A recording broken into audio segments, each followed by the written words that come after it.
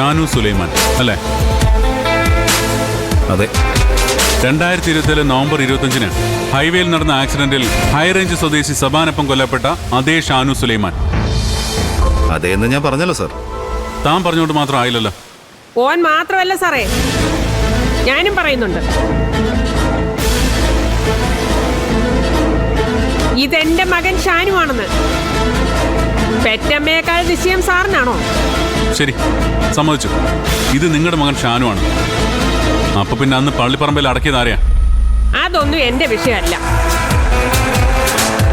അന്ന് ആ സെബാനോടൊപ്പം മരിച്ചത് എന്റെ മകനാണെന്ന് പറഞ്ഞ് നിങ്ങൾ പോലീസുകാരെല്ലാം കൂടെ ഒരു ശവം എനിക്ക് കാണിച്ചു തന്നു. അന്ന് ഞാനും നാട്ടുകാരും കൂടെ വിശ്വസിച്ച് അവനെ കൊണ്ടുവന്ന് അങ്ങ് അടക്കി. ഇപ്പൊ എന്റെ മോൻ തിരിച്ചു വന്നു. ഇവൻ മരിച്ചിട്ടില്ലെന്ന് അവൻ എന്നോട് പറഞ്ഞു. കൺമുന്നിൽ നിൽക്കുന്ന സത്യം ഞാൻ വിശ്വസിക്കണോ അതോ മണ്ണിനടിയിൽ കിടക്കുന്ന ദുരന്തം ഞാൻ വിശ്വസിക്കണോ? എന്റെ മകൻ ഷാനു മരിച്ചിട്ടില്ല. അപ്പൊ പിന്നെ മരിച്ചതാരാ? അത് നിങ്ങൾ അന്വേഷിച്ച് കണ്ടുപിടിക്കണം. അപ്പൊ പിന്നെ ഇത്രയും കാലം താൻ എവിടെ ആയിരുന്നു? ഞാൻ പറഞ്ഞല്ലോ സാർ, ഞാൻ ബാംഗ്ലൂരായിരുന്നു.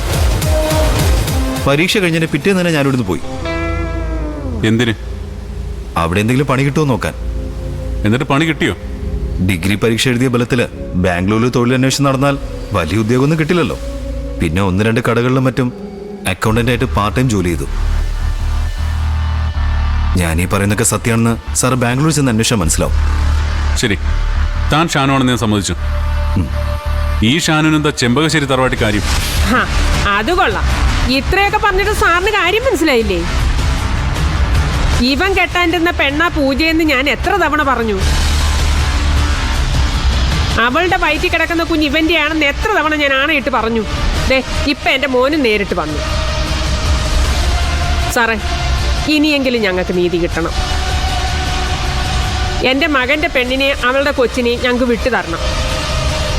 നിങ്ങൾ പറയുന്ന കെട്ടുകഥയൊക്കെ വിശ്വസിക്കാൻ എനിക്ക് കുറച്ച് ബുദ്ധിമുട്ടുണ്ട്. സാറിനല്ലേ ബുദ്ധിമുട്ട്? ഈ പറഞ്ഞ പൂജയുടെ അമ്മ മായയ്ക്ക് ഒരു ബുദ്ധിമുട്ടും ഉണ്ടായിരുന്നില്ല. കാരണം അവർക്കറിയാം സത്യങ്ങളൊക്കെ. അവരൊരിക്കലും എന്റെ മോനെ തള്ളിപ്പറയില്ല. തിരിച്ചു വന്നെന്നറിഞ്ഞ അവർ ഇരു കൈകളും നീട്ടി സ്വീകരിക്കും.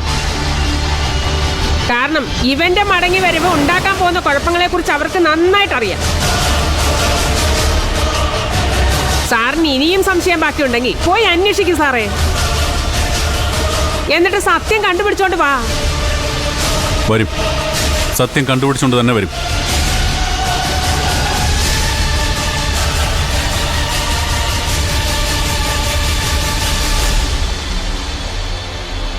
അതെ, തൽക്കാലം ഞാൻ പോകുന്നത് നിങ്ങൾ പറഞ്ഞത് കണ്ണുടച്ച് വിശ്വസിച്ചിട്ടല്ല, സത്യങ്ങൾ നേരിട്ട് മനസ്സിലാക്കാനുള്ള സോഴ്സ് എനിക്കുള്ളതുകൊണ്ടാ.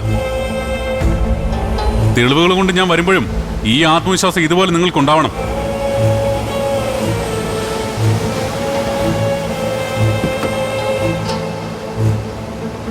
പിന്നെ കളിച്ചത് പോലീസുകാരുടെ കുടുംബത്തിൽ കയറിയ അതിന് നല്ല വില കൊടുക്കേണ്ടി വരും. അമ്മയും മോനും അഭിനയക്കാരും ഒക്കെ കരുതിയിരുന്നോ?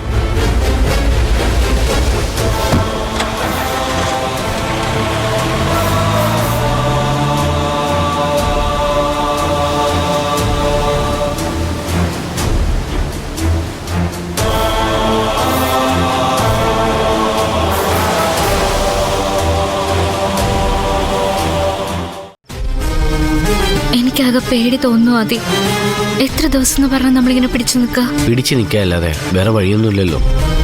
നമ്മൾ ഇവിടെ വരെ കാര്യങ്ങൾ കൊണ്ടെത്തിച്ചത് എന്തിനാണെന്നുള്ള ഓർമ്മ തനിക്ക് വേണം. തൻ്റെ ഡെലിവറി വരെ പലതും കണ്ടില്ലാന്നും കേട്ടില്ലാന്നും വെച്ച് നമ്മൾ അഡ്ജസ്റ്റ് ചെയ്ത് മുന്നോട്ട് പോയേ പറ്റൂ. അതി പറയാൻ എളുപ്പോ, പക്ഷെ നെഞ്ചൊരു തീക്കനലും കൊണ്ട ഓരോ നിമിഷവും ഞാൻ തള്ളി നീക്കുന്നത്.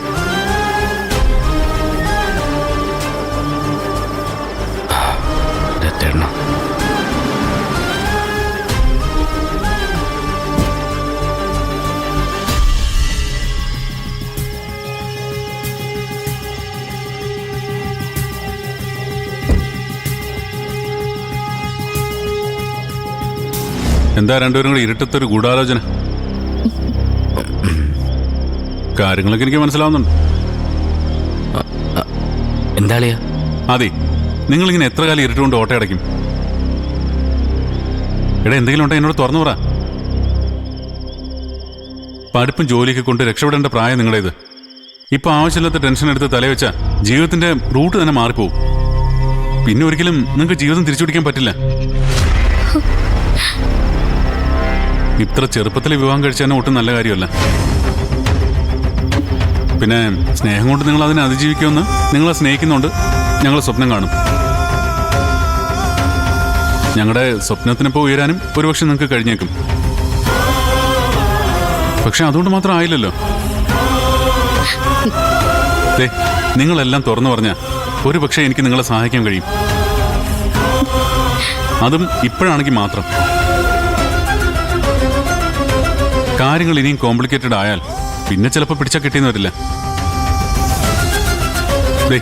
ഒരു പോലീസുകാരന്റെ ചോദ്യമല്ല, ഒരു കൂടപ്പിറപ്പിന്റെ സംശയം.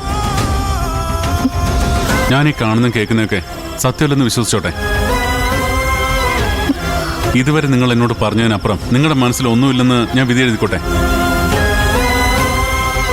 എന്താ നിങ്ങളൊന്നും മിണ്ടാത്തെ? അവരെന്തിനാ മിണ്ടുന്നത്?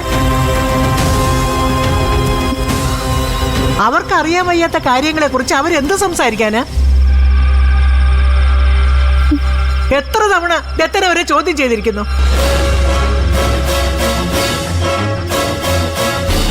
വീട്ടിലൊരു പോലീസുകാരനുള്ളതുകൊണ്ട് എല്ലാം സഹിക്കണമെന്നാ. മുത്തശ്ശി എന്തറിഞ്ഞിട്ടായി സംസാരിക്കുന്നേ? അറിഞ്ഞിടത്തോളമൊക്കെ മതി. ഞാൻ എത്രയോ തവണ മര്യാദയ്ക്ക് ദത്തനോട് പറഞ്ഞിട്ടുണ്ട് ഈ വീട് ഒരു പോലീസ് സ്റ്റേഷനാക്കി മാറ്റരുതെന്ന്. നിങ്ങൾ കയറിപ്പോ പിള്ളേരെ, ഇത് ഞാൻ നോക്കിക്കോളാം.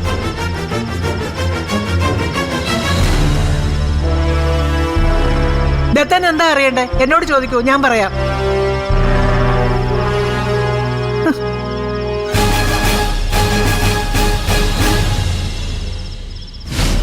അതെ, ഒന്ന് വന്നേ. മുത്തശ്ശിക്ക് അങ്ങനെ പലതും പറയാം. നിങ്ങളുടെ ഭാവിയാ അപകടത്തിലാവാൻ പോകുന്നേ. എനിക്ക് നിങ്ങളോട് വ്യക്തിപരമായ എന്തെങ്കിലും വിരോധമുണ്ടെന്ന് നിങ്ങൾക്ക് തോന്നുന്നുണ്ടോ? നിങ്ങൾക്ക് ദോഷം വരുന്ന എന്തെങ്കിലും ഞാൻ ചെയ്യുമെന്ന് നിങ്ങൾക്ക് തോന്നുന്നുണ്ടോ? വരാൻ പോകുന്ന കാര്യങ്ങളെക്കുറിച്ച് വളരെ കൃത്യമായ ധാരണ ഉള്ളതുകൊണ്ടാണ് ഞാനിപ്പോൾ നിങ്ങളോട് ഇങ്ങനെ സംസാരിക്കുന്നത്. ഇതുവരെ പറഞ്ഞതിനപ്പുറം ഒരുപാട് കാര്യങ്ങൾ നിങ്ങൾക്ക് എന്നോട് പറയാനുണ്ട്. മുത്തശ്ശി എന്നല്ല, ഇനി ഇവിടെ ആരെന്ത് പ്രശ്നം ഉണ്ടാക്കിയെന്ന് പറഞ്ഞാലും നിങ്ങൾ എനിക്ക് ചോദ്യം ചെയ്തേ പറ്റൂ. നാളെ ഡിപ്പാർട്ട്മെന്റിന്റെ ഒഫീഷ്യലായ എൻക്വയറി നിങ്ങൾ നേരിടുന്ന കാണാൻ എനിക്ക് കരുത്തില്ലാത്തതുകൊണ്ടാണ് ഇപ്പൊ ഞാൻ ഇങ്ങനെ ഈ കേസ് ഇടപെടുന്നേ. ദയവ് ചെയ്ത് നിങ്ങൾ എന്നോട് സഹകരിച്ചേ പറ്റൂ. അളിയൻ എന്താ അറിയണ്ടേ? ഇപ്പൊ ഈ ചോദിക്കുന്നത് നിന്റെ അളിയനല്ല, SP ഉമാദത്തൻ IPS. ഈ വന്നത് യഥാർത്ഥ ഷാനു ആണോ അതോ വ്യാജനോ? അത് ഞങ്ങൾ എങ്ങനെ അറിയാനാ അളിയാ? നിനക്കറിയില്ലെങ്കിലും പൂജയ്ക്കറിയാലോ. നേര് പറ പൂജ, നിനക്കറിയില്ലേ ഈ വന്നവൻ ഷാനു ആണോ അല്ലയോ എന്ന്? അത് പിന്നെ അവളെങ്ങനെ അറിയാനളിയാ? ഞങ്ങള് ഒരുമിച്ച് പഠിച്ചെന്നല്ലേ ഉള്ളൂ. ഷാനുനും ഇതേ മോച്ചായൊക്കെ തന്നെയായിരുന്നു. അവന്റെ ഡെഡ് ബോഡി ഞങ്ങൾ കണ്ടതാണ്. അതിനപ്പുറം ഞങ്ങൾക്കൊന്നും അറിയില്ല അളിയാ. പക്ഷെ ആദ്യം ദത്ത